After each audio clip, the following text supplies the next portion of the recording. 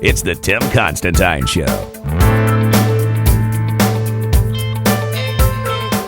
And Joe Biden has said, well, the president, our president, may use executive order to go ahead and get whatever needs to be done. Well, can he do that? Can the president simply decide on his own what will happen? If he cannot get a law past Congress, is he allowed to just go ahead and wave his magic wand and say, bingo, presto, this is now the law of the land? Let me tell you what Joe Biden said. Exactly what Joe Biden said. First of all, Biden said the president is going to act. And he's trying to give some comments to the media today before he met with all these gun control advocates. And he said there are executive orders. There's executive action that can be taken. We haven't decided what that is yet, but we're compiling it with the help of the Attorney General. Oh, goodness. You know, this Attorney General, he doesn't pay any attention to the law anyway.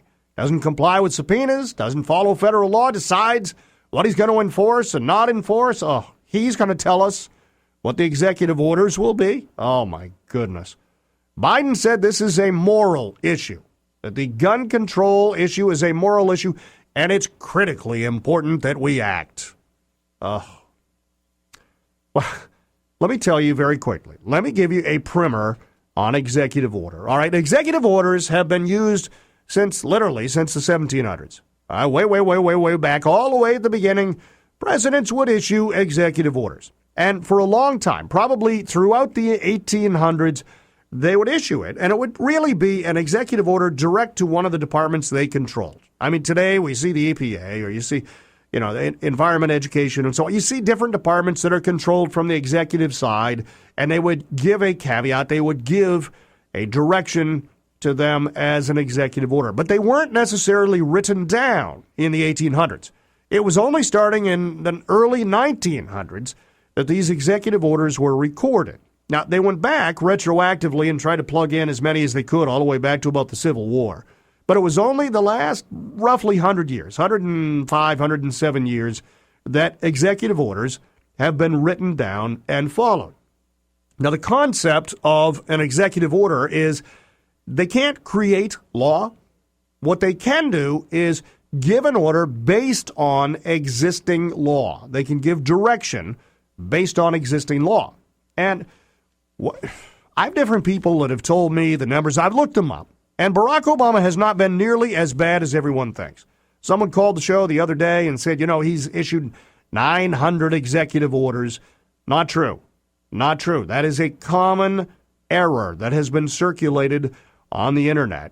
As of the end of September, the end of fiscal year 2012, Barack Obama had issued 139 executive orders. So he's not out of line with the other presidents. George W. Bush issued 268 over his time. Bill Clinton issued 363.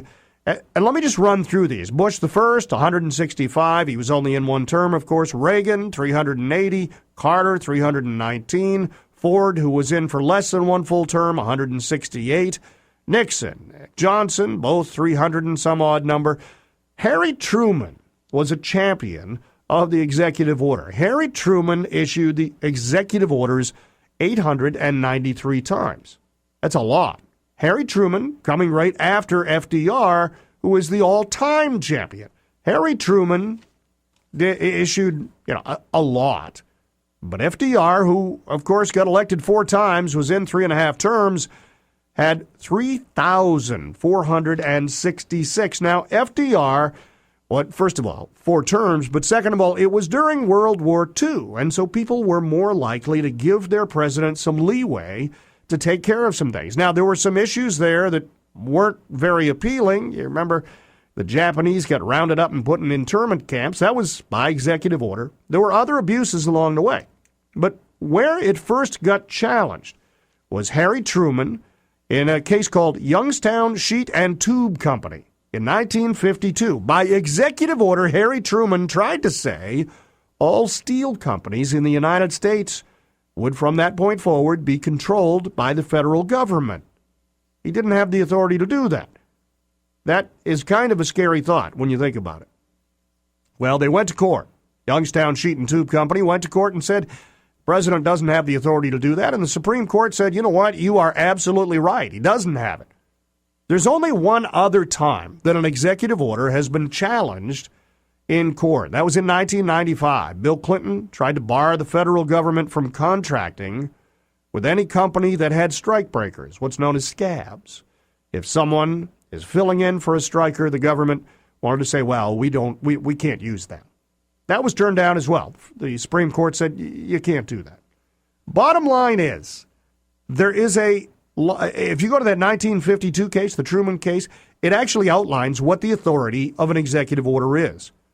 I think Barack Obama is going to need to be very careful here if he tries to pass gun control via executive order. He needs to get Congress to go along, because the NRA or Smith & Wesson or someone will challenge him otherwise, and he will lose in court.